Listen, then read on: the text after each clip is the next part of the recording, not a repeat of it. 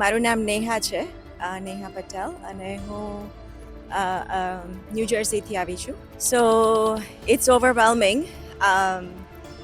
પ્રમુખ સ્વામી મહારાજના વર્ચ્યુઝ જે હતા, એમના જે ગુણો હતા, એ બધા એક સાથે સામે જોઈ અને બહુ આનંદનો અનુભવ થાય છે કે એ આપણા ગુરુ છે અને અત્યારે આપણને એમની આ ગુણોની વાત કરવાનું ઓપોર્ચ્યુનિટી મળી છે to talk about it, to celebrate it.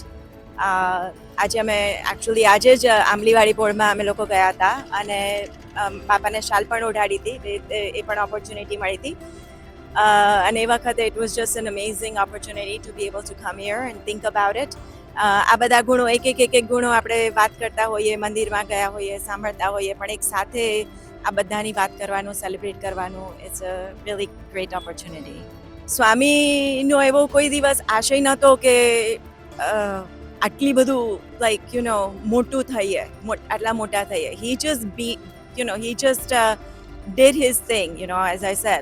એમનામાં ગુણો હતા અને એમણે ગુણો સાચવ્યા અને વર્તન વાતો કરે, રાઈટ? અને એમને જોઈને કેટલા બધા હરિભક્તો, કેટલા બધા મોટી જગ્યાએ મંદિરો થયા, કેટલા બધા સંસ્કાર કેન્દ્રો થયા કે જેનાથી આગળની પેઢીને પણ આ બાપાની ગુણોની ગાથા સાંભળીને, એમની વિશે સમજીને, એમની જીવન ચરિત્ર સાંભળીને, સમજીને, એ પણ આગળની પેઢી માટે પણ અને ફ્યુચર માટે પણ એવા લોકો આપણે તૈયાર કરી શકીએ, એવા ફ્યુચર પેઢી તૈયાર કરી શકે.